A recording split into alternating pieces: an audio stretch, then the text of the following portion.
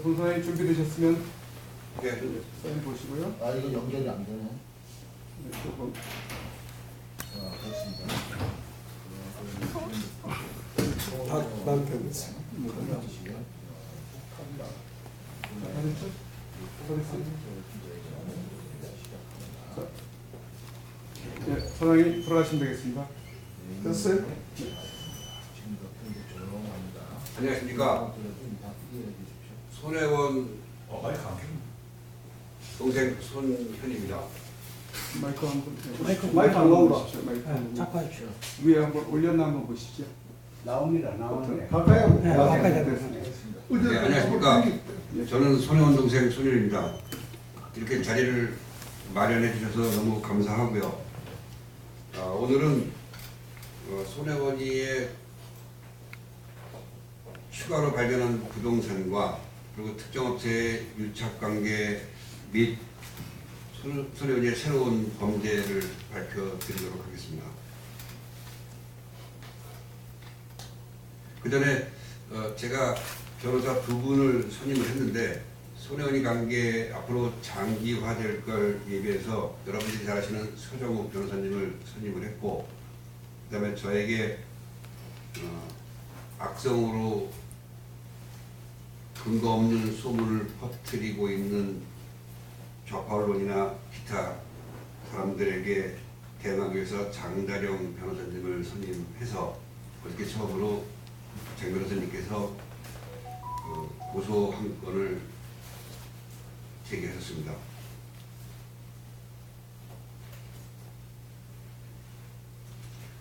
우선 손혜원이의 추가된 부동산을 또 말씀드리겠습니다. 목포에서 3개가 더 발견됐는데 지금 제가 목포를 다른 거 조사들하고 목포를 못 내려가서 이번 주말에 내려가서 그거를 다 조사하고 갖고 오면 다시 발표를 해드리도록 하겠는데 3개가 더 발견이 됐고요.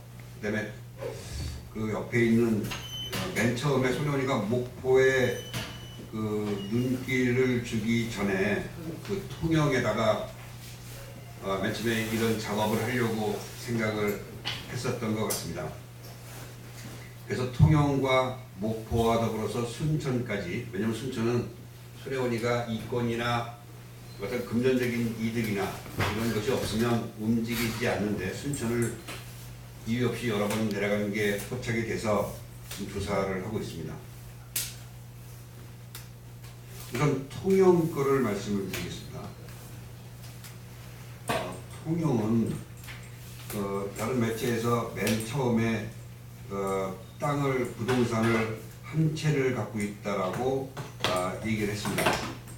그거는 그 손혜원이가 그 압력을 행사해서 지정될 수 없는 그 소반장이라고 하는 문화재에 전혀 가치가 없는 다 쓰러져가는 정말 형편없는 집입니다. 이게 무슨 뭐 오래돼서 그런 거지 흙벽에다가 전혀 문화재 가치가 없는 곳인데 그곳에 주인과 친분이 있다라는 이유로 자기 땅에서 근거리에 있는 그 소반장이라고 하는 작업장을 마이크 좀 크게 대십시오.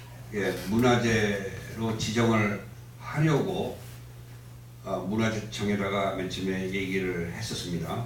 근데 문화재청에서 불가 판정이 내려졌던 것입니다. 그랬더니 손혜원이가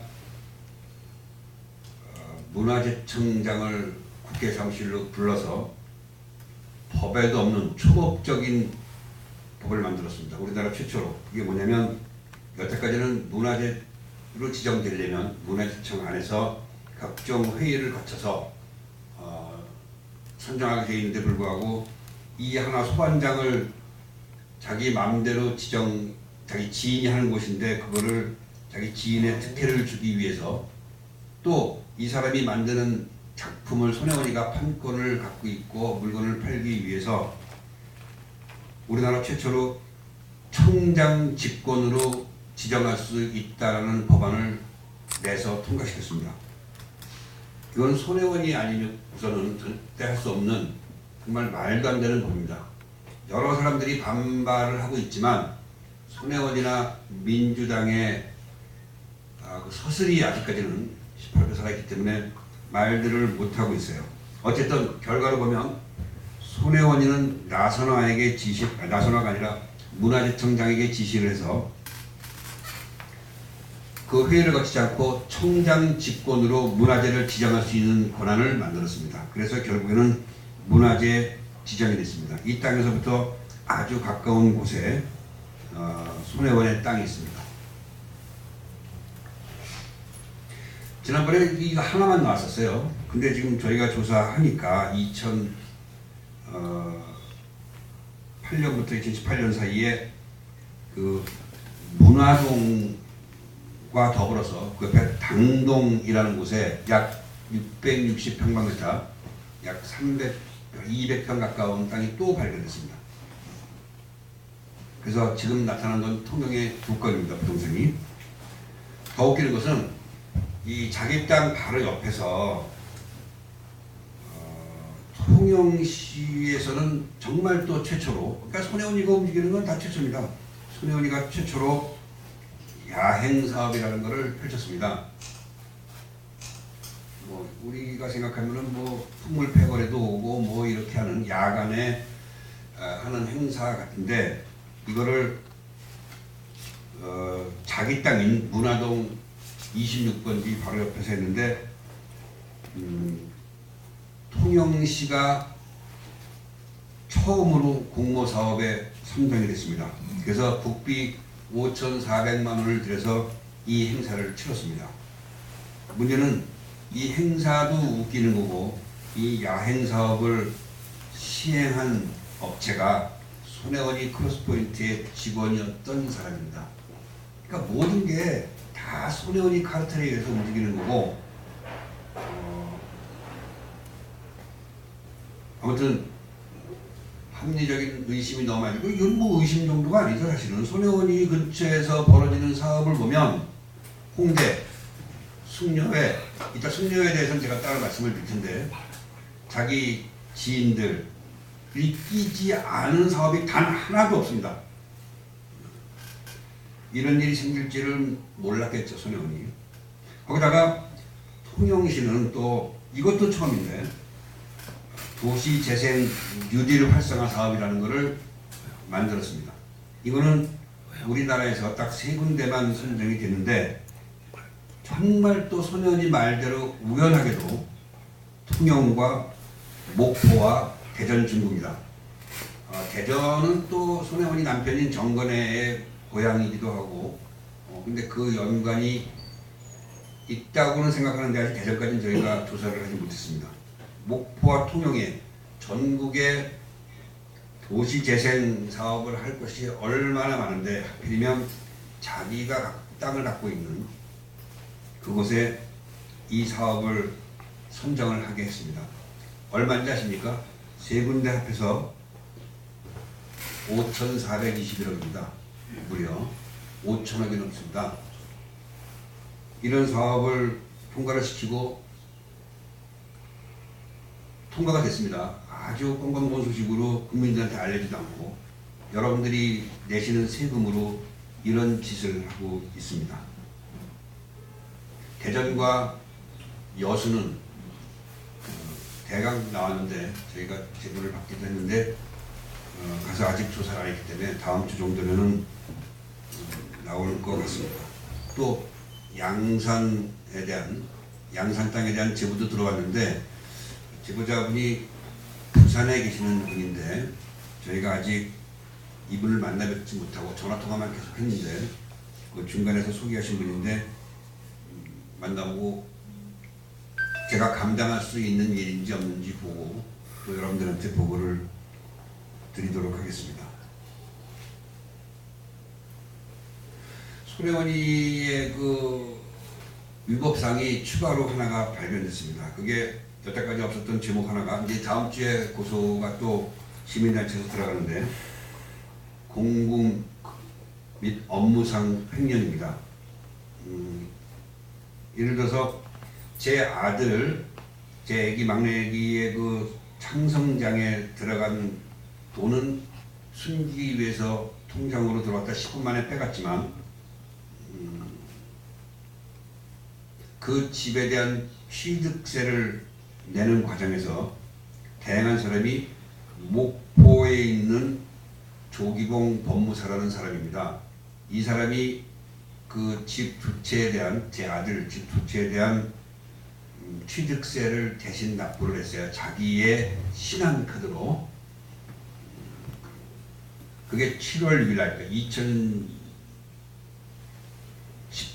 7월 6일 날 창성장에 대한 세금 414만 원과 그 옆에 있는 땅을 9월 29일 날 298만 3,820원을 취득세를 이 사람이 자기 카드로 납부를 한 것을 확인했습니다. 근데 그러면 약 700만 원이 넘는 돈을 손혜원이가 보내줘야 되는데 손혜원이 개인 통장에서 간 게 아니라 크로스포인트 문화재단 법인 통장에서 입금된 것을 확인했습니다.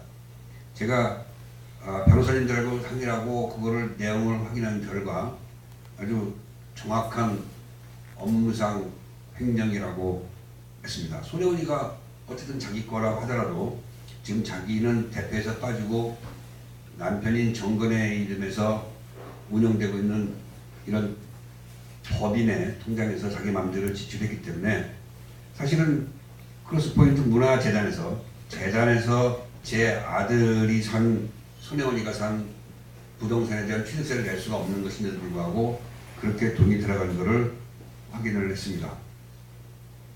이건 다음 주에 시민단체에서 고소가 들어갈 겁니다.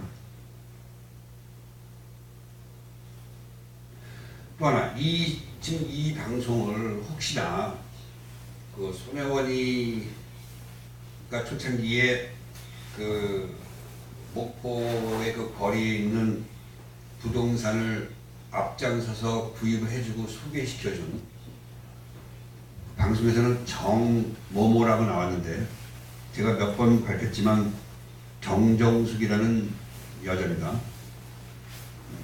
무한 여자고 목포에서 오랫동안 지금도 그 불우한 청소년인가 아니면 집 나온 가출 아이들인가 하는 애들을 돌보고 보호하는 쉼터를 운영을 하고 있습니다. 이 여자가 그런 가면을 쓰고 그런 사회사업을 한다고 해놓고 막대한 국비를 받아서 착취한 게 걸려서 지금 고소고발된 상태라고 알고 있습니다. 이 여자가 그 손혜원이의 부동산을 취득하는 데 앞장서서 소개를 하다가 손혜원이의 자랑스러운 얘기 또 그런 공치사 막 이런 그리고 이제 좀 부풀려진 과장된 어떤 얘기들을 하고 이곳은 곧 문화자원으로 지정되고 땅값이 오를 거다 건물값도 하는 얘기를 듣고 딴 생각을 먹고 자기 동생을 시켜서 9채를 구매하고 또 자기 지인과 남편의 지인들을 이용해서 7채를 구입을 했습니다. 7채는 아니 9채 동생 이름이 9채고 그 지인들 차명으로 해서 8채입니다. 총 17채입니다. 그 17채를 했는데 제가 이 정정숙이와 그 정정숙이 동생의 전화번호며 뭐면 다 갖고 있어요. 전화를 수차례 하고 문자를 보내고 카톡을 보내고 해도 대답이 없어요. 거기다가 제가 내용도 지금 보여드릴 수 있는데 내용도 저 소년입니다. 제가 도울 일이 있고 정정숙 씨는 저를 만나야 됩니다. 왜냐하면 분명히 손혜원이와 손혜원이를 도와주려고 하는 권력기관에서 당신을 희생양으로 삼을 것이다 라는 얘기를 다 보냈어요. 여러분 며칠 전에 그 탐사보도 세븐인가 하는 거 보신 분 있으시겠죠. 그 채널 A에서 했습니다. 그거를 보면 제 예측이 틀린 것이 맞다는 걸 볼 수 있습니다. 손혜원이가 이 사건이 불거지자마자 맨 처음에 지목한 여자가 바로 정정숙입니다. 그러면서 한 얘기가 뭐냐면 내가 아니라 차명이나 부동산 투기를 한 사람은 바로 정정숙이다. 이렇게 얘기를 했어요. 이게 어떻게 된 거냐면 손혜원이가 7채, 8채를 살 때쯤 손혜원이가 이 여자한테 얘기를 합니다. 빨리 돈 걱정을 하지 말고 목포에 있는 그 거리에 있는 집들을 빨리 다 알아보고 빨리 주인들 알아보고 부동산을 알아봐서 빨리 계약을 하라, 매입을 해라 이런 얘기를 합니다. 근데 그 당시에 같이 다녔던 사람 중에 하나가 손혜원이 옆에는 나선아 문화재청장이 있었어요. 그럼 이 여자가 똑똑한 여자예요. 이제 밝고 그런 여자가 현직 나는 새로 떨어뜨린다는 위세를 갖고 있는 국회의원과 현직 문화재청장이 거기까지 내려와서 그런 얘기하는데 이게 무조건 돈이 되는 거구나 라는 생각을 했겠죠. 그래서 서울에서 건설 회사를 하는 자기 동생을 시켜서 맨 처음에 9채를 사고 자기가 또 8채를 추가로 사서 17채를 갖고 샀습니다. 거기에 가면 그 화신백화점 코너에 화신백화점이라는 3층인가 되는 건물이 있어요. 그게 이 거리에서 제일 큰 건물이에요.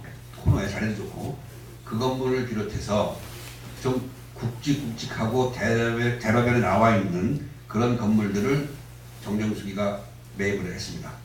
그러니까 그 건물들을 미리 살려고 점 찍어둔 손혜원이는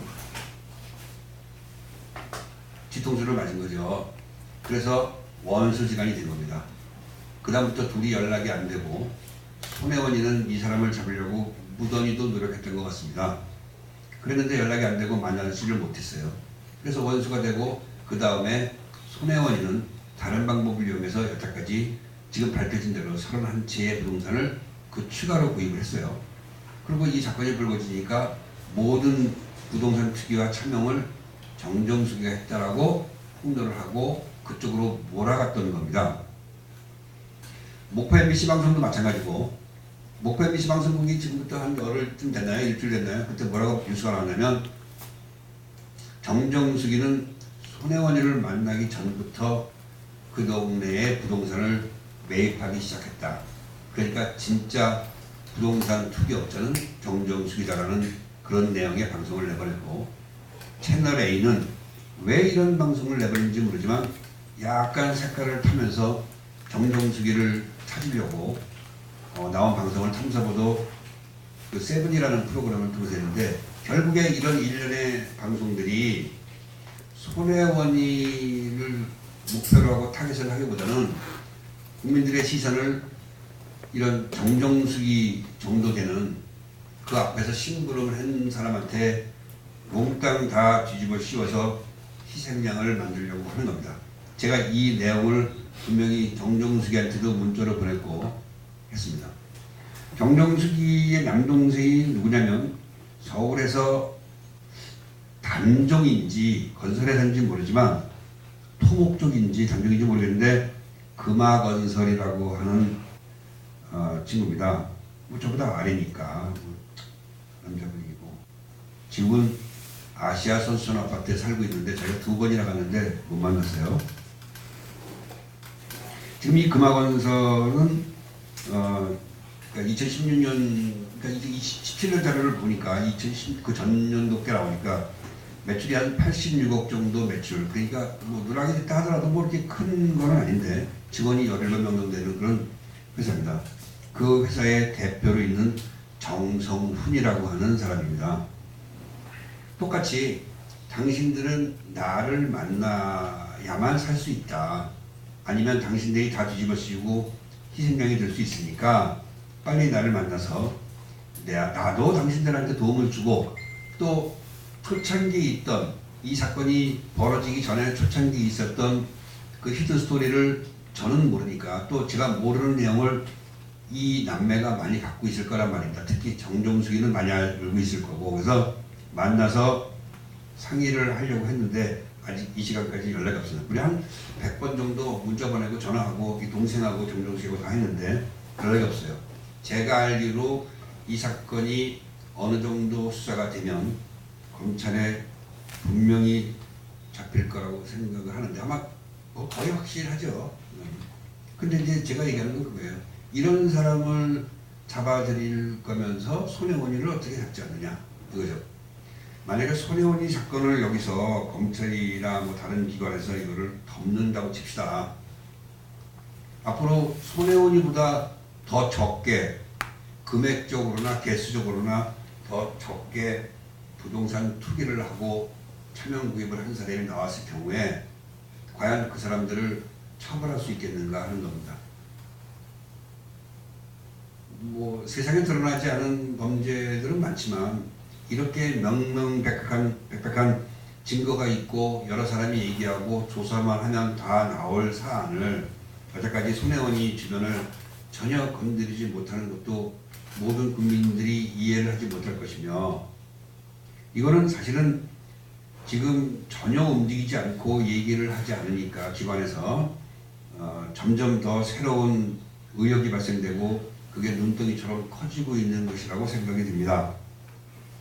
제가 저번에도 말씀드렸다시피 손혜원이 집과 사무실과 재단과 손혜원이 통장과 그 주변에 한 6, 7개 통장만 까면 이 모든 사건은 금세 밝혀지는 거예요. 소위 말해서 경제수사팀을 서울지검에 있다가 중앙지검에 있다가 남부지검으로 다 옮겼는데 검찰이 거기서도 특수부라고 하는 우리나라 최고의 경제 수사력을 갖고 있는 분들이 과연 이거를 몰라서 안 하고 있을까? 다시 한번 말씀드리지만 저는 신변의 위협도 느끼고 여러 가지 압력도 느끼고 있지만 전혀 겁을 내지 않고 있습니다. 나중에 어떤 일이 생겨도 저는 관계없어요. 제 아들만 돌아올 수 있는 방법만 있으면 어떤 일이든지 할 거고, 근데 이제 맨 처음에 그걸 시작했지만 지금은 손혜원이의 비리를 캐다 보니까 국민 한 사람으로서 또 알고 있는 사람으로서 너무 황당하고 너무 이상한 일들이 많이 밝혀지고 있습니다. 제가 어느 선까지 밝혀야 제 신변이 안전한지는 모르겠지만 나중에라도 이런 거를 다 밝히고 제가 잘못돼도 저는 상관없어요. 또 뭐 많은 분들이 도와주실 거고요. 다만 지금 제가 밝히는 거는 확실한 증거, 정황이 있는 것들만 말씀드리고 조사 중인 거는 말씀을 못 드리는, 언질도 못 드리는 거를 좀 양해를 해 주셨으면 고맙겠습니다. 손혜원이의 범죄는 단순한 게 아닙니다. 다른 사람들은 기존의 법 아래서 범법을 저지르거나 그걸 위법을 해서 한 거에 불과하다면 또 약간의 어떤 압력, 부당한 압력이라든가 또 그런 뭐 부동산에 관계되는 뭐 세금 관계라든가 뭐 이런 거에 치중을 했고 단순한 돈 관계였다면 손혜원이는 정말 잘못된 행태를 보이고 있습니다. 다시 말해서 목포의 거리를 저번에도 말씀드린 얘기입니다. 목포의 거리를 문화재로 지정된다는 것을 미리 정보를 입수해서 땅을 구입했다가 아닙니다. 자기가 거기를 지목해서 땅을 구입하면서 문화재청에 압력을 넣어서 전체 거리를 우리나라 최초로 전체 자기 땅이 포함되어 있는 땅을 다 포함해서 그 일대까지 문화재로 지정되게끔 압력을 넣고 초업적인 힘을 거기다가 자기가 압력을 행사한 겁니다. 또 마찬가지로 문화재청만 그런 게 아니라 저희 돌아가신 선친의 독립유공자 선정도 보훈처에서 사회주의 운동을 한 경력이 있는 사람들을 약간 문을 넓히겠다고 한 계획을 국회의원이라는 지위를 이용해서 미리 취득해서 그거를 남들보다 먼저 첫 번째로 신청했다가 아니고 아버지의 명예 따위 같은 거는 상관도 없이 자기의 경력이나 스펙의 한 줄을 더 올리기 위해서 독립유공자의 자식이라는 것을 올리기 위해서 보훈처장 및 보훈과장 이런 사람들을 자기 사무실을 불러서 우리 아버지를 무조건 시켜야 되겠으니까 사회운동 경력이 있는 사회주의 운동 경력이 있는 이런 사람들에 대한 문호를 일시적이거나 아니면 영구적으로 넓히겠다고 발표를 해라 이런 압력을 넣어서 그렇게 한 겁니다. 더 웃기는 건 저희 돌아가신 선친과 아주 비슷한 경우가 비슷한 사람들이 많이 몰랐던 것 같아요. 그러면서 신청을 한 분이 53분입니다. 근데 그 53분의 신청자 중에서 유일하게 저희 선친만 되셨습니다. 제가 보훈처에게 한마디 묻겠습니다. 지금도 아니면 앞으로도 저희 돌아가신 아버님과 똑같은 경우에 아주 비슷한 경우에 남로당이나 사회주의 운동을 하신 분이 신청을 하면 과연 선정이 되겠는가 하는 겁니다. 제 생각은 아닙니다. 한시적으로 압력을 넣어서 그런 거를 손혜원이가 지시해서 그렇게 만든 것에 불과한 거지 그럴 계획도 없었고 보훈처는 앞으로도 절대 그런 사람들을 선정하지 않을 겁니다. 그러니까 잘못했다는 거예요. 그러니까 다른 사람들이 저지른 범죄하고는 질적으로 틀린 겁니다. 손혜원이는 초법적인 권한을 행사한 거예요. 뭐 이거는 뭐 무소불위 정도가 아니라 도대체 왜 이런 짓을 했는지 이해가 되지 않습니다. 또 하나 높아지면서 말씀드리는데 제가 다른 형제들은 이 얘기를 몇 개월 전에 미리 듣고 선정이 된 다음에 서류를 다 준비해서 5월인가 6월부터 그 보훈 혜택을 받았어요.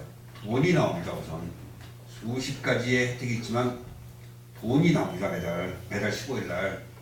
근데 그 돈이 저희들 아버님의 자식들인 저희 6남매에게만 나오는 게 아니라 저희 자식들의 자손들까지 우리 돌아가신 아버지의 손주들까지 다 나옵니다. 죽을 때까지 평생. 작은 돈이 아닙니다.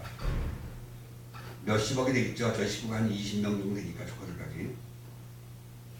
그러면 저희 가족들이 형제들이 왜 저를 욕할까요? 지금 손혜원이가 잘못되면 이 소원 자체가 취소가 되고 우선 그러면 금전적인 피해가 있겠죠.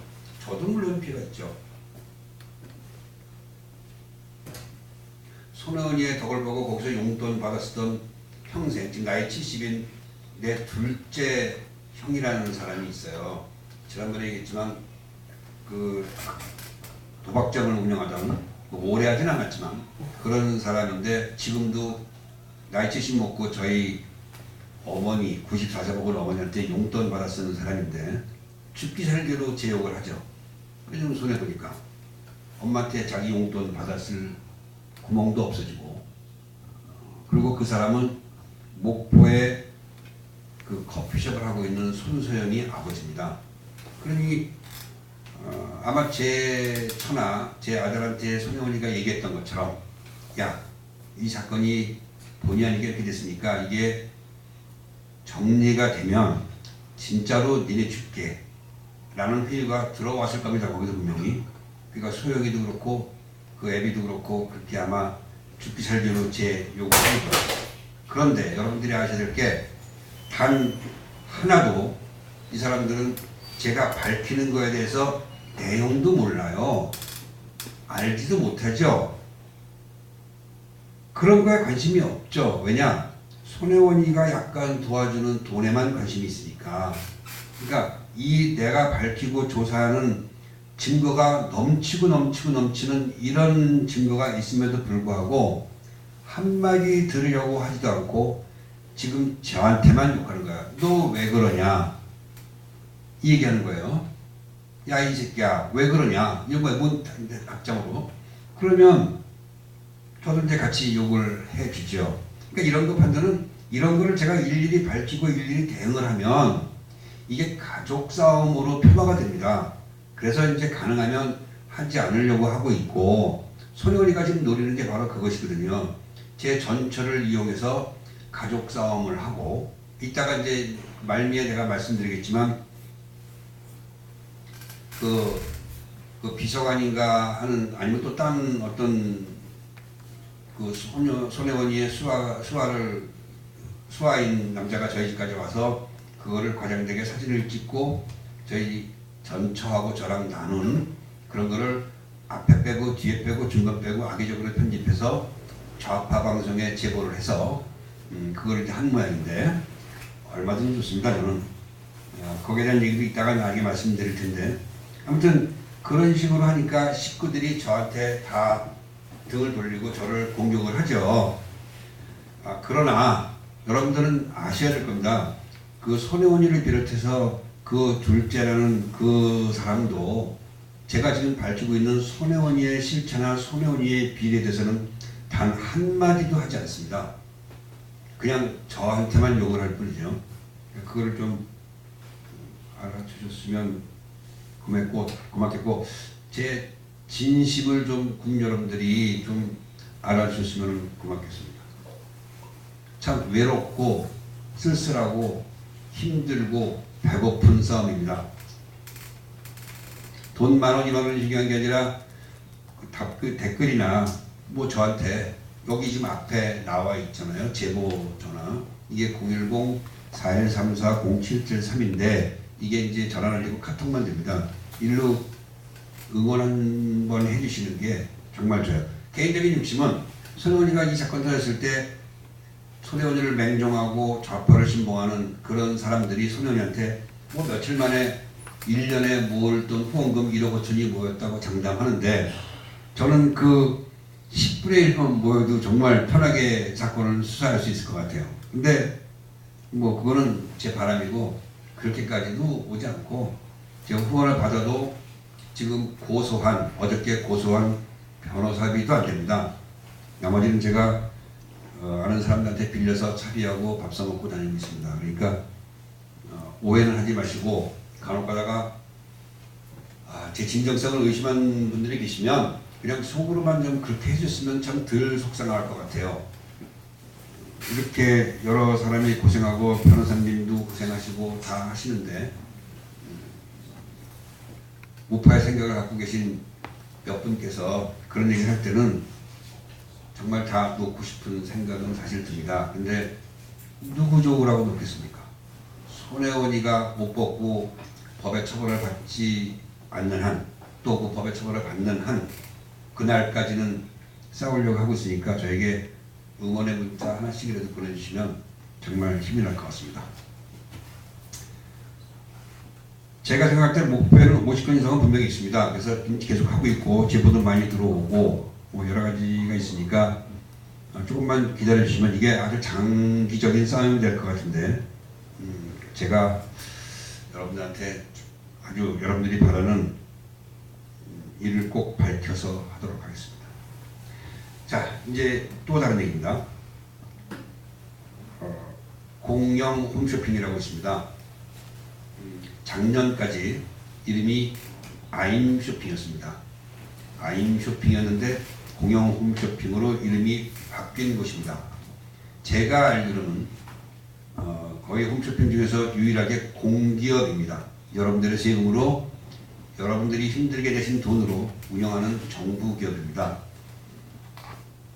그 공영 홈쇼핑에 작년에 그 대표가 바뀝니다. 근데 그 대표가 최창희라는 분입니다. 제가 처음에 이 제보를 받고 인터넷으로 공영 홈쇼핑을 탁 치는 순간 최창희라는 이름이 떠올랐습니다. 제가 고등학교 다닐 때, 어릴 때 저희 집에 놀러왔던 손혜원이의 아주 친한 남자친구였습니다. 깜짝 놀랐죠, 저도. 지금은 70세입니다. 홍익대학교를 1976년도에 졸업했는데 손혜원이보다 5살이 많습니다. 근데 그 당시는 군대가 3년이었기 때문에 학교 다니다가 3년을 군대 갔다 와서 복학하는 바람에 손혜원이와 후기 대학을 그 뒤에 군대 갔다 온 다음에 대학을 같이 다녔습니다. 단순히 홍익대학교 동문이 아니라 홍익대학교 미술대학 시각디자인학과 동문입니다. 엄청 친했습니다. 본인들은 사귄 적이 없다라고 하겠죠. 근데 제가 아는 사람일 정도면 여러분들이 추리해서 생각을 해보시면 알 겁니다. 이 사람이 2012년부터 문재인 대통령이 대선에 나갈 때까지 우선 그 대선 캠프에서 홍보 담당자로 일을 했으며 문재인 대통령의 경남고등학교 4년 선배입니다. 그쪽하고도 연결이 되고 연결이 되는 어쨌든 좌파 인사라고 할 수 있죠. 그리고 이제 대통령이 되고 나서 이분은 다른 기업체로 들어갔어요. 이분도 광고를 하시는 분인데 여러분들이 많이 들어보셨을 법한 카피 사람이 먼저다라는 그걸 만든 사람이에요. 근데 알고 보니까 사람이 먼저다가 아니라 그 앞에 문구가 빠진 거예요. 우리들이 아는 이라는 말이 빠졌어요. 우리들이 아는 사람들이 먼저다. 자기들만의 세상이라는 얘기죠. 저는 제가 이 사건을 얘기한 건 손혜원이하고 연결되었기 때문입니다. 2018년도면 손혜원이가 가장 기승을 부릴 때입니다. 이 사건이 벌어지기 전에 그때 공용홈쇼핑이 회사도 마포구에 있어요. 손혜원이 소위 말하는 나와바리에 마포구에 있습니다. 거기다가 내용도 손혜원이가 있는 그 위원회의 관할입니다. 거기에 대표를 모집하는데 표면적으로는 자격 요건이 나옵니다. 기업 경영과 홈쇼핑 업무에 관한 학식과 경험이 풍부할 것. 근데 문제는 이 사람은 유통이나 홈쇼핑에 경험이 전무한 사람입니다. 이런 사람을 2018년도에 대표로 앉힌다. 저는 지금 여러 가지를 찾고 있지만 손혜원이가 거의 이 일을 했다라고 생각을 합니다. 그렇지 않고서는 자기 전공 분야가 아닌 공기업에 이게 만약에 개인 기업이었으면 전 밝히지도 않았어요. 그건 뭐 회사 오너가 알아서 할 일이니까. 근데 이 회사는 여러분의 세금으로 운영이 되는 회사예요. 거의 인사권과 모든 권한을 중소기업부가 갖고 있는 곳입니다. 근데 이런 사람이 앉았으면 낙하산 인사의 대표적인 관행인데 이런 사람이 아니었으면 일을 잘했으면 별 얘기가 안 나왔을 거예요. 근데 이 사람이 대표로 발표되자마자 내부에서 엄청난 반발이 일어났습니다. 직원이 한 340명 정도인데 엄청난 반발이 일어났음에도 불구하고 대표를 취임을 합니다. 이 사람이 대표를 취임을 해서 제일 처음에 한 일이 손혜원이한테 보답을 하는 일이었습니다. 그게 뭐냐면 잘 되고 있는 회사의 명칭 및 BI 변경 추진이라는 것을 합니다. 회사 명칭과 마크와 회사 로고와 이런 것들을 다 바꾸는 겁니다.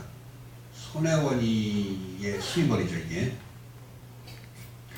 손혜원이가 마포 사무실에 가지고 있는 마포에 있는 국회의원 사무실 안에 후원에 비슷한 것이 있고 마포발전소라는 간판이 조그맣게 붙어 있습니다. 거기에 직원들이 몇 명이 있는데 다 손혜원이 수하고 손혜원이가 그 공짜로 다 쓰게 해주는 겁니다.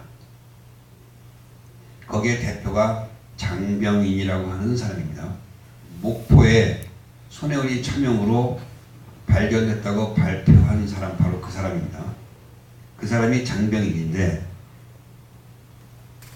공용홈쇼핑의 최창희 대표가 제일 처음에 한 일이 이 사람한테 불법 수의 계약을 했습니다.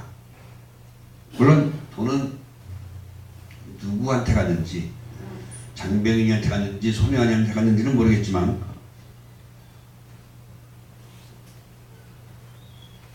회사 실체도 없는 호소아비 회사를 들러리로 하나 세워서 이 장병인이가 수주를 합니다.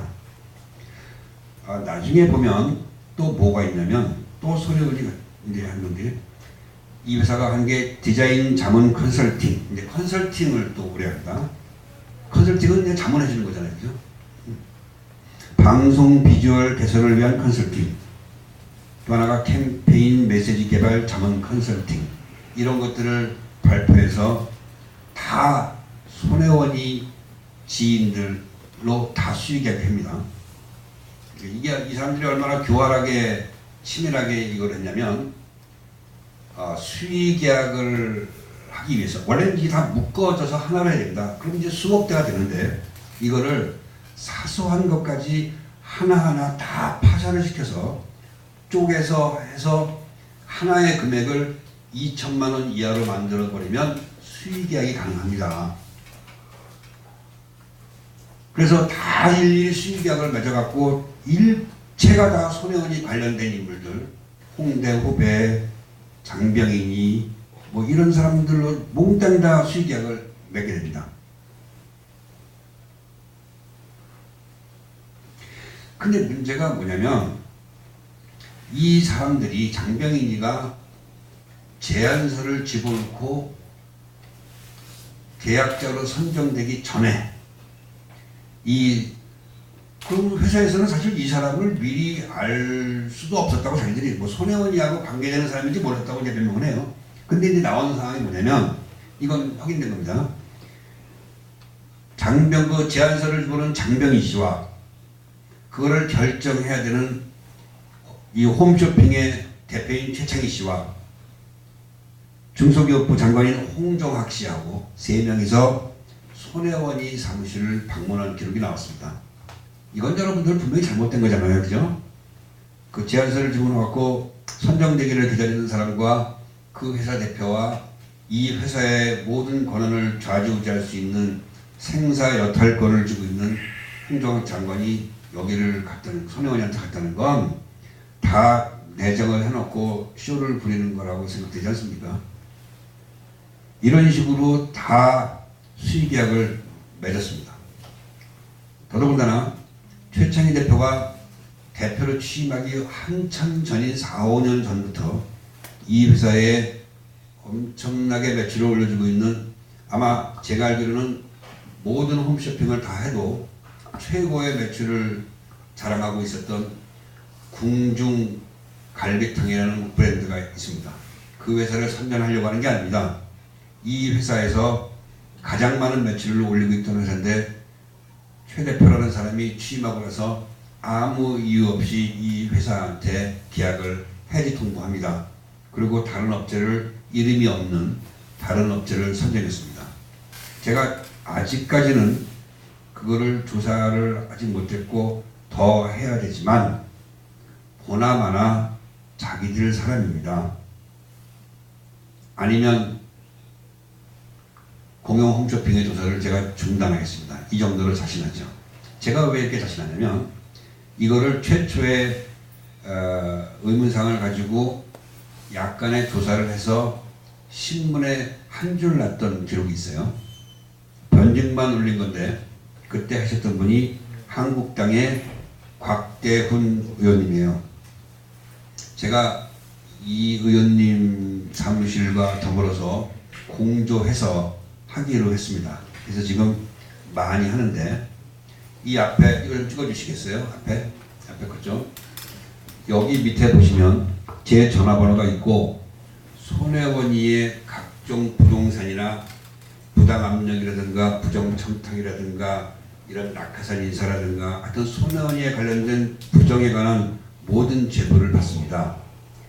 제보를 해서 확실하다면 100만 원의 사례금을 드리고 있습니다. 제보가 많이 들어오고 저희가 확인하고 실제로 100만 원 지급한 것도 한 분 계십니다.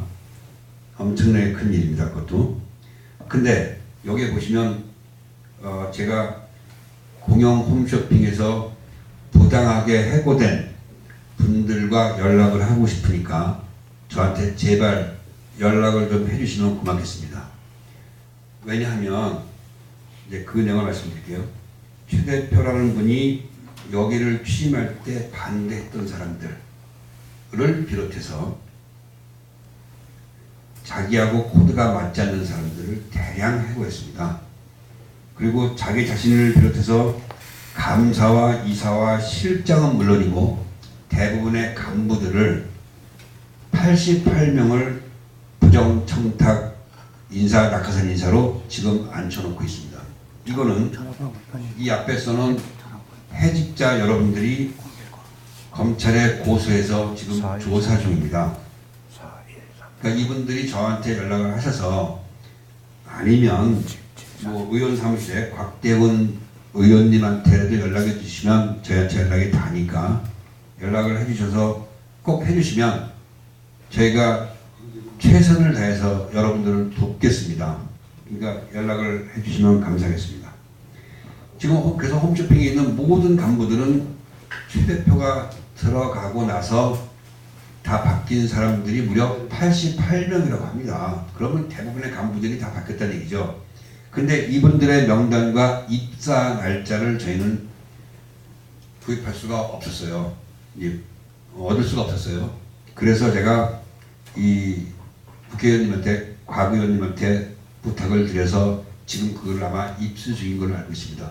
국회의원이시니까 이 정도 자료는 또 공기업이고 이 정도 자료는 충분히 얻을 수 있죠. 근데 지금 말씀드리는 내용은 다 사실이고 고소장이라든가 이분들이 말씀드린 내용이 다 나온 거니까 정말 의심의 추 없이 이거는 정말 잘못되고 있는, 여러분들이 내는 세금으로 운영되는 회사가 이렇게 이런 사람들에 의해서 완전히 망가지고 있는 중이니까 제가 여기에 개입하는 거는 손혜원이가 여러 사람들을 부당한 압력을 이용해서 낙하산 인사를 했다라는 제보가 있어서 시작을 했는데 거의 맞는 것 같습니다.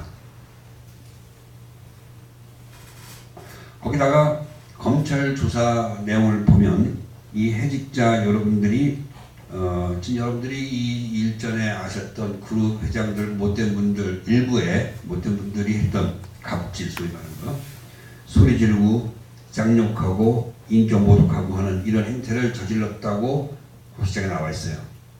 거기에 운전기사한테 이런 A4 용지에 행동 수칙을 주고 그대로 하게 했다는, 자기가 마치 그룹의 회장이나 된 듯한 그런 행태를 보였다는 내용이 그대로 다 들어있어요. 그래서 제가 이런 거는 사회 정의상 또 손혜원이랑 연결됐기 때문에 끝까지 파헤치기로 하고 지금 의원실을 통해서 모든 자료를 저희가 얻을 수 없는, 저희가 얻을 수 있는 자료는 발바닥을 부르트도록 다니면서 자료를 수집해서 의원님한테 제공할 거고, 또 의원님은 저희가 얻을 수 없는 그런 정보들을 저희한테 제공하고 해서 같이 공조하기로 하고 나서 지금 시작하는 겁니다. 그래서 저희가 어제부터 방송을 하고, 그래서 어저께 보신 분들 알겠지만 엄마 방송이라는 곳에 나가서 생방송으로 제가 할 때도 이게 코드랑 딱 떨어지니까 했고, 다음 주에 그 시민연대랑 같이 오늘 한 것처럼, 오늘 손혜원이 국회 사무실 앞에서 이 지역 사무실 앞에서 한 것처럼 이 공용업체 앞에서 이제 허가를 해서 이제 시위를 할 예정으로 있습니다. 그러다 보라서 어저께부터 저희가 공영 홈쇼핑에 대한 불매 운동을 시작했습니다. 이 방송을 보시는, 또 제가 말씀드리는 내용이 진정성이 있고 이런 사실이 있고 이거를 믿어주신다면, 여러분들이 여기에 참여를 해주시면 정말 고맙겠습니다. 공영 홈쇼핑입니다. 다른 곳 홈쇼핑도 많으니까 여기 불매운동에 엄마들이 좀 적극적으로 참석을 좀 해주셨으면, 문자로 응원 메시지 하나와 공영 홈쇼핑에 대한 불매운동에 한 번이라도 좀 참석을 해 주셔서 저희가 하는 사회정의를 바로 세우는 이 일에 힘을 낼 수 있도록 정말 진심으로 부탁을 드리겠습니다. 마지막으로 옆에 보면 후원을 걸었습니다. 아까도 말씀드렸지만 저희는 어느 방송을 나가도 주시는 분들도 가끔 있으세요. 근데 다 사양하고 단돈 1원에 폐도 끼치지 않고 있습니다. 저희 돈으로 차비하고 저희 돈으로 밥 사 먹고 정말 힘들게 고생하고 있습니다.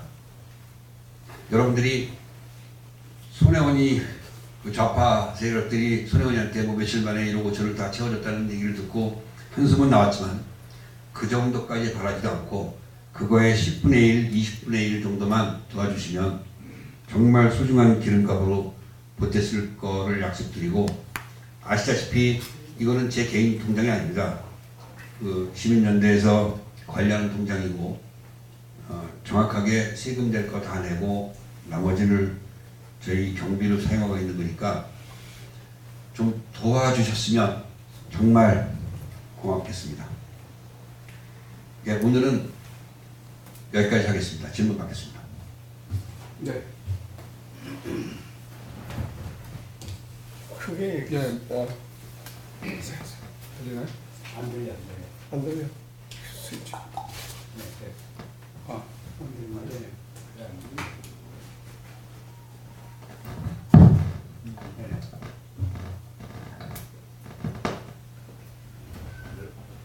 배터리가 건전지가 나오는 됐네. 됐다 안 됐다. 제출이.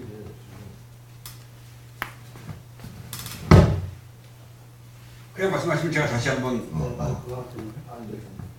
예. 잘 들었습니다. 예.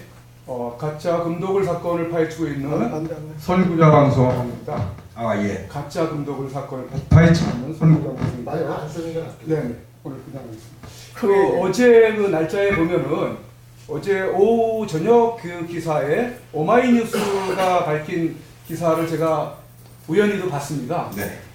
제목은 집안 쑥대밥 만들고 크크크크 손혜원 남동생의 엽기 행각이라는 제목이 붙으면서 네, 굉장히 많은 그 캡처 네. 핸드폰의 그 캡처 화면과 함께 또 그 내용들이 있는데요. 네. 이것만 보면은 일반 그 국민들이 네.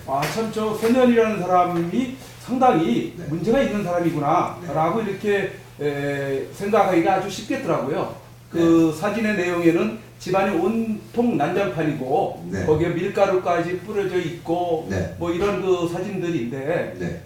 이게 과연 우리 정의를 부르짖고 있는 네. 우리 소년님의 이런 하신 부분이 맞는 건지 제가 한번 질문을 하고 싶어가지고 네. 오늘 오신다고 하길래 네. 이렇게 프린트까지 해가지고 네. 제가 왔습니다만 네.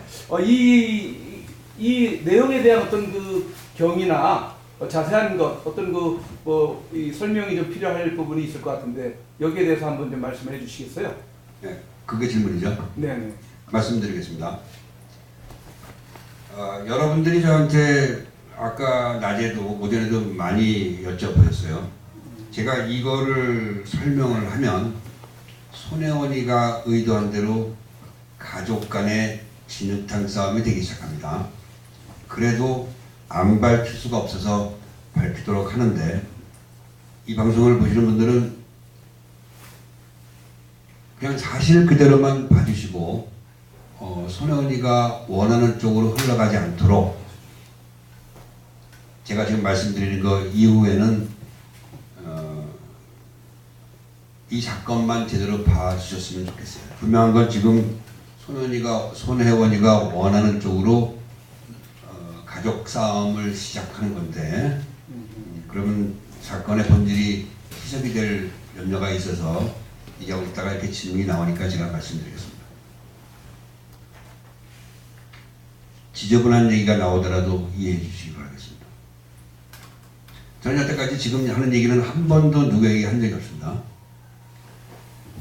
저랑 잘 살다가 그렇게 싫어하던 손혜원이 옆으로 갑자기 가서 손혜원이의 하수인 노릇을 하고 몇십 년을 같이 산 제 욕을 하고 있는 제 전처는 진짜로 지독한 전라도 여자입니다. 예전에 살 때도 다른 거는 다 사이가 좋았어요. 정치 얘기만 나오면 전라도 내가 욕을 하면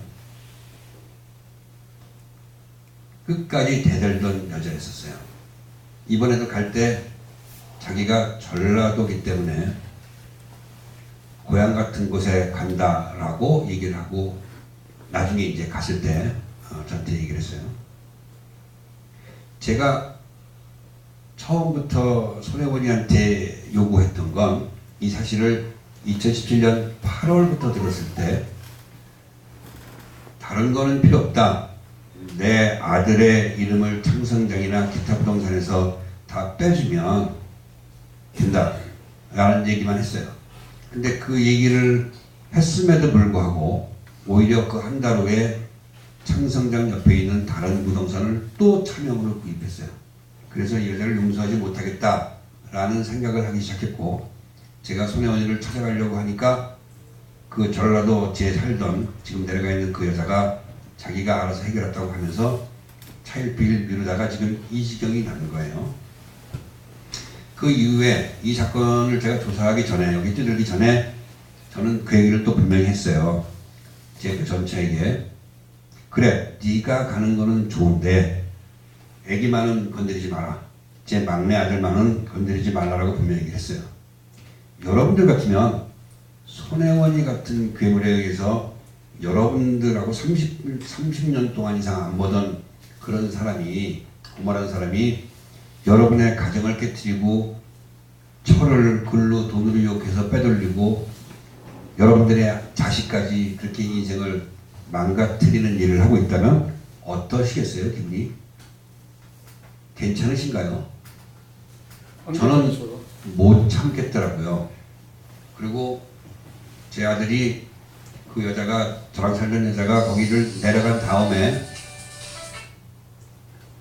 제가 제 아들하고 군대 제대하고 한 12일 정도인가 같이 있었어요. 한 10일인가 10일 정도는 둘이 고민을 하는데 도저히 식사 해결이 안 되는 거예요. 둘이 라면 먹고 짜장면 시켜 먹고 그랬습니다.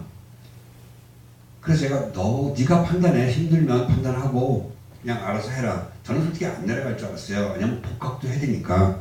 근데 손혜원이와 자기 엄마의 수 없는 전화와 문자를 받고 그리고 아이가 너무 힘들어하고 그러더니 결국에 내려갔어요. 제가 저랑 살던 여자한테 분명히 얘기했어요. 너 내려가는 것까지는 좋다. 다만 아들만은 건드리지 마라. 이건 잘못된 거다. 언젠가는 정말 피눈물 나게 후회할 짓이니까 하지 마라.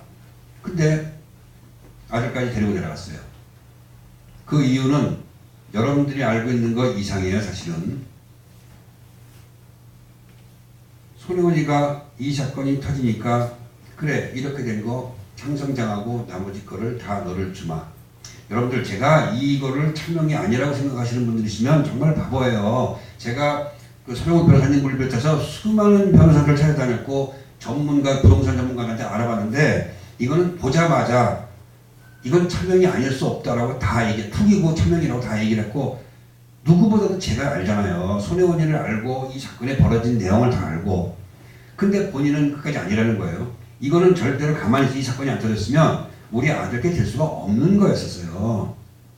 그랬는데 이 사건이 터지니까 저랑 살던 여자한테 그래 그러면 집 두 채 이걸 다 너한테 줄 테니까 여기 내려와서 수호를 좀 해달라.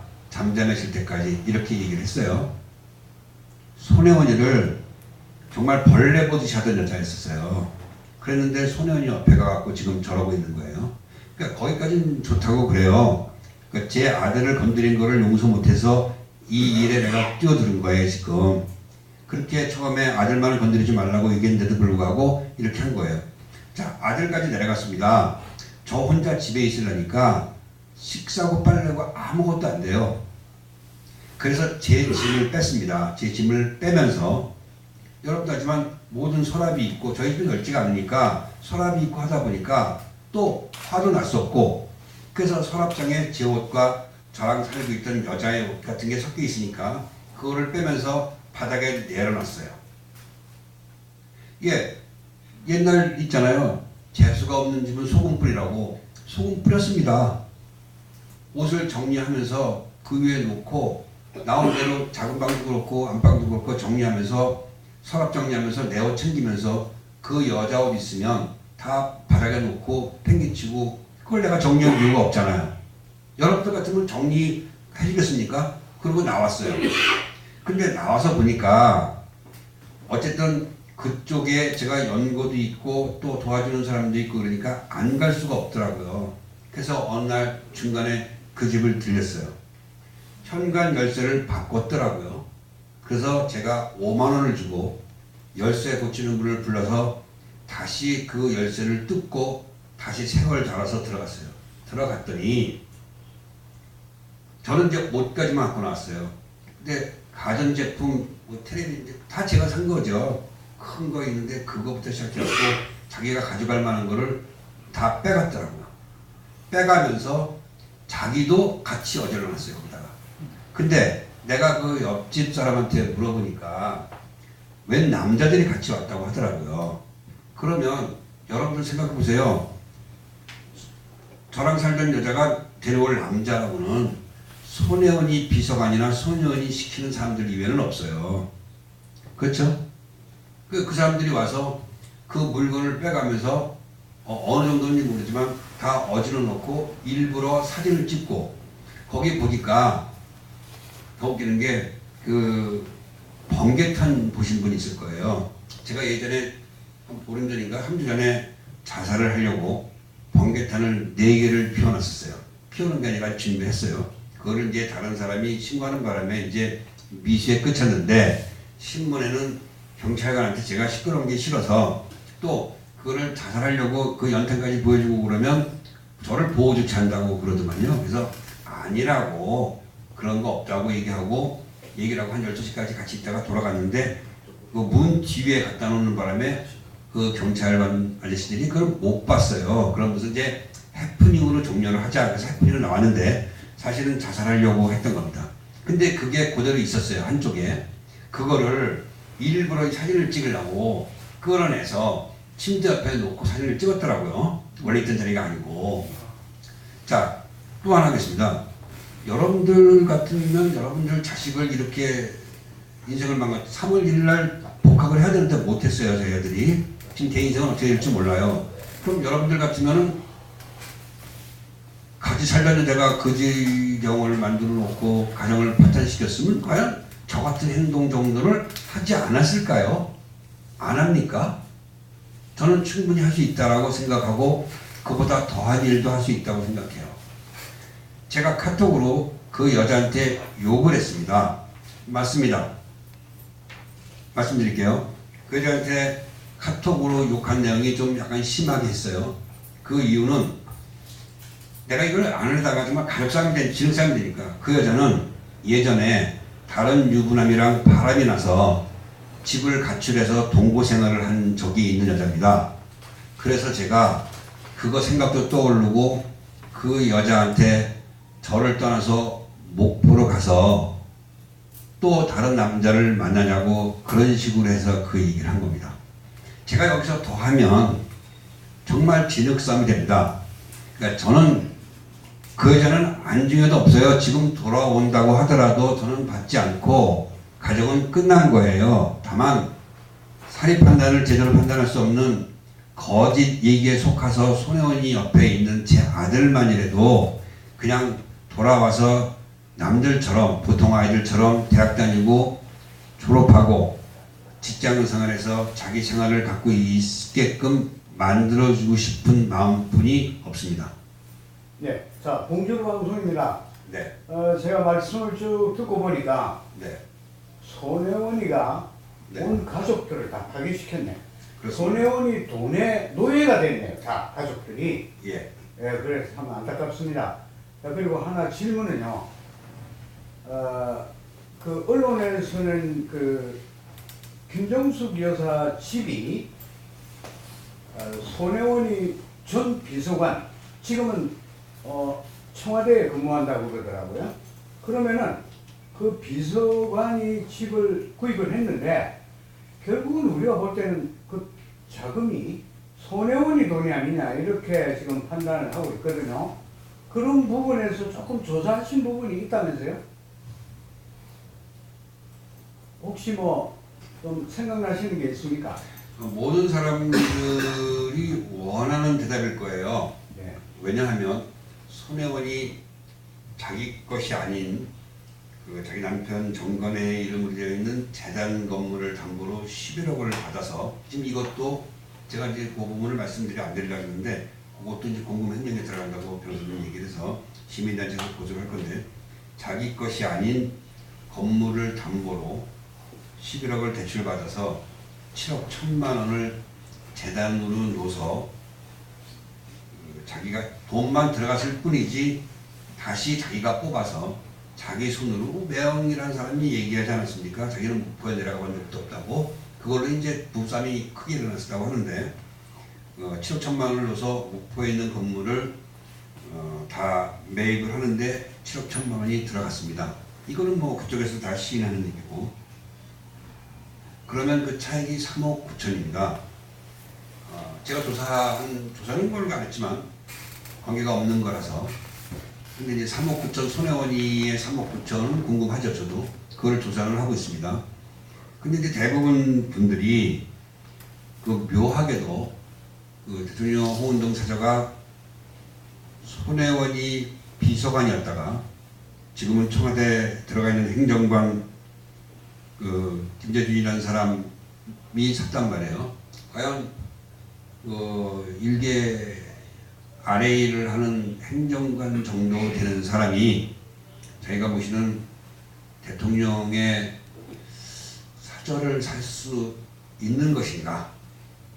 또 과연 그 사람이 월급 받는 사람이 그 정도의 돈이 있는 것인가? 합리적인 의심을 할 수 있죠. 거기다가 손혜원이 실수한 게 자기 비서관이었다는 사람이에요. 그러면 그것만 놓고 보더라도 당연히 합리적인 의심이 충분하고 사람들이 궁금증을 유발하게 되죠. 그래서 지난번에 손혜원이 목포에서 기자들을 모아놓고 쇼를 할 때 조선일보 기자인가 SBS 기자인가 물어봤죠. 그랬더니 3억 9천에 대한 행방을 얘기를 못합니다. 지금도 못하고. 이거는 지금 검찰의 책임도 있어요. 검찰이 빨리 이런 거를 수사했으면 가타부타 결정이 되면 이런 의혹들이 잠재워질 텐데, 손혜원이도 얘기 못하고 검찰도 얘기 못하는 내용이니까 점점 의혹만 눈덩이처럼 커지고 있는 거예요. 그 집이 팔린 금액이 3억 4천입니다. 거기에 소개비와 부동산 소개비 말하는 겁니다. 부동산 소개비와 각종 세금, 또 취득세를 더하다 보면 묘하게도 맞아떨어집니다. 근데 어느 누구도 본인들이 부인하고 있고, 부인은 아니고 얘기를 안 하고 있는 거죠. 그렇기 때문에 그런 의심을 하고 계신데, 여기까지가 제가 조사한 거고, 좀 더 조사를 해서, 근데 제가 아는 것보다 아마 검찰에서 하시는 게 훨씬 빠르고 정확하지 않을까 싶습니다. 뭐 거기까지만 얘기하죠. 네, 또 한 가지 더 오면은 우리 국민들이 가장 궁금해하는 게, 이건 뭐 왜 그러냐면은 지금 손혜원 씨하고 김정숙 여사가 절친이다. 중학교 때부터 절친이기 때문에 아주 가깝게 지내서 뭐 그런 여러 가지 어떤 성싱이 있을 거다 이런 생각들 때문에 궁금해하는데요. 유병헌이 집을 언양에 양산이죠. 양산에 유병헌이 집을 현 문재인 대통령이 구입을 해서 지금 샀다 그런 얘기가 있거든요. 뭐 맞겠죠, 그 말은. 그러면은 그 구입한 매매했던 분들 부동산 내지는 뭐 관계되는 분들이 뭐 제보 받았던 내용들 있으면은 혹시 뭐 증거 없더라도 대충은 아시는 부분까지만 설명을 좀 해주십시오. 궁금해하는 부분들이니까 국민들이. 손혜원이하고 관련된 제보가 여러분들이 생각하는 것보다 훨씬 많이 들어옵니다. 물론 양산 그 집도 제보가 들어왔습니다. 경남 양산시 매곡동 30번지입니다. 제보를 한 사람은 이 내용을 잘 알고 있는 사람인데 제가 아직 여기를 양산을 가볼 시간도 없고 아직 조사를 안 했는데 이분은 저랑 수차례 통화하면서 제가 지금 말씀드리지 못하는 내용까지 말씀을 드렸는데 아직 손혜원이 얘기까지 나왔습니다. 거기서. 근데 확인을 안 했기 때문에 아직은 제가 섣불리 말씀드리기가 어렵고 분명히 조사할 겁니다. 손혜원이하고 관계없으면 전 조사할 일이 없죠. 제가 이거를. 그 손혜원이 이름이 얘기가 나왔고 저의 그 제보 내용을 보시고 제보해달라는 내용을 보시고 관계가 있으니까 좀 내려와 봤으면 좋겠다라는 얘기를 하시고 여러 가지 얘기하셨지만 좀 그렇습니다. 그러면 대충 매매하는 과정에서 아니면은 뭐 그 집을 구입하는 과정에서 어때 뭐 손혜원이가 관련이 됐다는 그런 얘기로 받아들이면 되겠습니까? 전 뭐 제가 말씀드렸잖아요. 아직 조사 안 해서 잘 모르니까 네. 그냥 그런 내용 정도만 네. 알려주시면 좋겠습니다. 알겠습니다. 제가 여러분한테 질문 없으신가요? 마지막 드릴 말씀이 있어요. 여러분들이 생각하시는 것보다 손혜원이가 지금 가지고 있는 커넥션이 더 대단합니다. 여러분들이 알고 계신 여러 가지 손혜원이를 비호하는 세력, 손혜원이가 믿고 까부는 그런 세력이 있는데 대표적인 게 홍익대학교 공무원하고 숙녀회입니다. 숙녀회는 숙명여고를 나온 공무원들의 모임입니다. 숙년지 만년지 모르겠지만 숙녀회라고 자기들끼리 이름을 지었어요. 거기에 힘이 여러분들이 생각하는 것보다 훨씬 큰데 여기서 손혜원이를 비호하고 손혜원이가 또 이들을 비호하고 요직이 앉히는 과정이 일련의 과정이 지금 다른 곳에서도 같이 조사를 하고 있는데 조사 나오면 아마 여러분들이 깜짝 놀라실 거예요. 오늘은 참고 삼아서 그 숙녀회에 가입되어 있는 면면들을 몇 분만 제가 말씀을 드리고 이게 옛날 전두환 대통령 시절 하나회 같은 거에 버금가는 큰 게이트가 될 것이라고 저는 분명히 확신하고 있으니까 제가 말씀을 드리겠습니다. 물론 손혜원과 김정숙 여사도 여기 다 포함됩니다. 손혜원이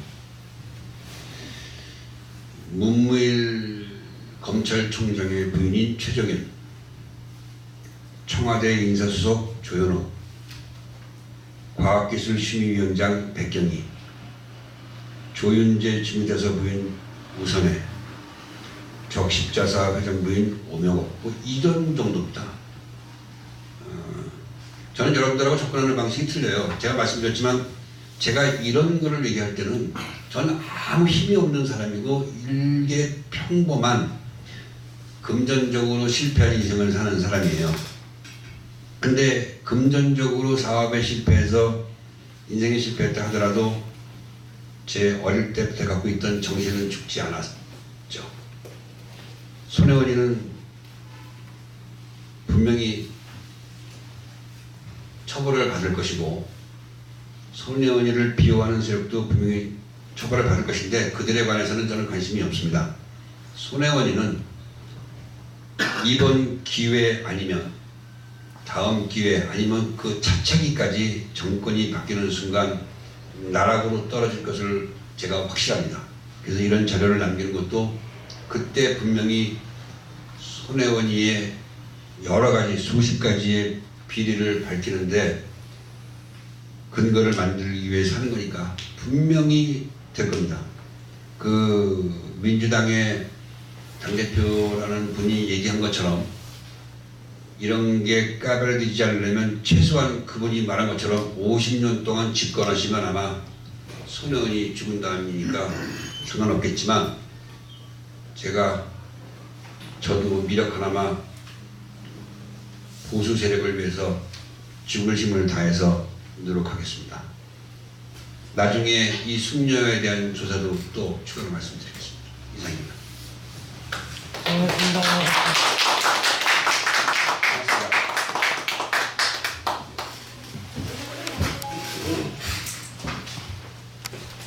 여러분들 예. 이거 좀 올려주세요. 네, 이거 자, 우리 수기하분들 돈이 지금 가장 필요합니다. 돈이 지금 지난번에 오셔갖고 네, 후원했는데 저희가 지금 좀 부탁을 드립니다. 7분이 우리 여러분 이거 떳떳하잖아요 지금. 그죠? 제가 관련 동료도 아니고. 근데 저까지 봐서 7명이 움직이는데 정말 힘듭니다. 네. 수민연합입니다. 그래서 이런 데서 100만 원씩 그 대표님이 도와주시고 하시는데 빌리는 거예요 제가. 근데 김상진 이렇게 찍는 거 좋고 여러분들한테 제가 뭐 찬양 살 용기도 있고 다 좋은데 정말 저희도 생각해서 이 손혜원이의 20분의 1만 모였으면 좋겠습니다. 오늘 두 번째 찍은 거 오늘 올렸습니다. 그러니까 오늘 거또 며칠 있다 올 거예요. 예, 그 계좌번호 좀 해주시고 이 비리 제보 전화번호 같이 올려주시고 그러면 여러분들이 보내시면 한 분이라도 저를 불러주시면 어디든지 가서 아시다시피 여기 집회에 말씀드리니까 길이를 제보하는 전화번호가 있고 전화번호가 있고 자, 시청자 여러분, 정말 그 손혜원, 갑순이 남동생 손현님의 추가 폭로 기자회견 모두 마쳤는데요. 야, 정말 이 동생 손현님이 말씀하신 것처럼 손혜원은 뭐 악녀라고 그렇게 말씀을 하시는데, 자, 이 악녀를 감방에 보내기 위해서 우리 또 외국 시민들의 또 도움이 필요할 것 같습니다. 금방 말씀하신 것처럼 소년님 뭐 경제적으로 실패한 인생을 사셨다고 하는데 지금 한 6분 정도가 이 소년님과 함께 악녀라고 지칭하는 손혜원, 손갑수기의 비리를 전국을 다니면서 확인을 하고 제보자를 만나고 하는 그런 과정을 거치고 있다고 합니다. 그게 또 경비가 또 많이 들어간다고 하는데 여러분들 소년님에게 대해서 후원을 많이 해주시기 바랍니다. 이 지금 손현님을 후원하는 자체가 손혜원이의 비리를 확보하고 국민들에게 폭로함으로써 손혜원이와 아주 절친이라고 하는 청와대 안주인 김정숙이의 어떤 커넥션이 있는지 그 실체를 밝힐 수 있는 그런 역할을 하고 계신다고 하기 때문에 반드시 우리 또 손현님에 대한 후원도 필요할 것으로 보입니다. 여러분들 많은 성원 부탁드리고 이 손혜원이의 이 정말 이 비리의 큰 본산이 손혜원뿐만 아니라 청와대 안주인 김정숙과 정말 경제 공동체인지 같이 확인을 하는 그런 하도록 우리 외국 동지님들의 많은 도움 부탁을 드리겠습니다. 자, 이 정말 많은 이 문재인 정권 들어서서 많은 그 비리가 그리고 드러나고 있는데도 불구하고 아직 자유한국당이 야당으로서 제 역할을 하지 못함으로 인해 가지고 그 수많은 비리 정말 탄핵으로 이룰 수 있는 그런 게이트들을 제대로 활용을 못하고 있는 그런 상황에서 또 이 손혜원이 갑순이 비리 과연 손혜원과 청와대 안주인 김정숙과의 그들이 말하던 경제 공동체인지 반드시 밝혀서 문재인 정권의 탄핵이 이룰 수 있는 도화선이 분명히 될 수 있다고 저는 판단하고 있습니다. 여러분 많은 관심을 부탁을 드리겠습니다. 앞으로도 계속해서 추가적인 폭로가 이어집니다. 여러분 손혜원이, 손갑순이 남동생 소년님의 추가 폭로에 여러분 귀를 기울여 주시기 바랍니다. 이분도 어떻게 보면 공익 제보자로서 우리가 보호하고 많은 도움을 좀 드려야 될 그런 분이 아닌가 싶습니다. 적당히 정리가 될 것 같습니다. 당사자는 많이 오기를 원합니다. 유튜브가 너무나 또 질서 유지가 안 돼서 아니 맞아요. 아니 우리가 몇년 있을 때 이런 얘기가 많이 나쁘는 수구리님, 예, 수구리님 후원 감사드립니다. 질서 유지 안 되고 그래야 서로 다투는 거야.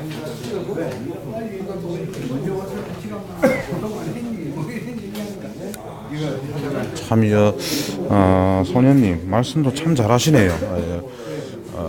뭐 사업을 하신 분인지 어떤 전직이 뭔지 모르겠습니다만 참 말씀도 잘하시고 저런 그 손혜원이 갑순이 동생이 참 저런 분인데 어떻게 또 누나라는 사람은 정말 온갖 비리 온상에 연루된 그런 사람이 또 참 한 형제 남매지간에 참 정말 또 다른 면이 보입니다. 그 어른들이 말씀하시는 열 손가락이 뭐 다 다르다 뭐 이런 말씀하시는 것처럼 참 이렇게 다를 수가 있나 이런 생각을 또 오늘 또 들게 합니다. 고맙습니다. 많이들 좀 올려주세요. 예, 고맙습니다. 자, 시청자 여러분, 오늘 손혜원이 갑수이 남동생 소년님의 추가 폭로 기자회견 이것으로 모두 마치겠습니다. 여러분 다음 방송에서 또 찾아뵙도록 하겠습니다. 시청해 주셔서 감사합니다. 관리자 여러분 수고하셨습니다. 김영선님, 항상 감사드리고요. 사진 제가 다 모두한테 이렇게 전해드리겠습니다. 네, 방송 정리하겠습니다. 나이 초상권 침해된 거 아니야? 네? 방송 2개 들어왔네. 한 30만 원씩 나와가지고 뭐 수입이 됩니까? 영모 방송에서 네, 수리사절 못해 줘야겠죠. 아니 이제 다음 달에는 많이 나올 거야. 다음 달에는 내가 나오게 해놨거든. 155만 조회수 올리신 분이 더 많이 안 나오겠습니까? 150만 조회는 진짜 뭐 좀 나오겠지. 뭐 해가지고 150만 줘요. 아유 히트 쳤어요. 하루 만에 100만 건 조회 오늘. 저 세종문화협회? 아니요. 그럼. 박근혜 대통령 묘소에 장례꽃 한 송이만 딱 써라.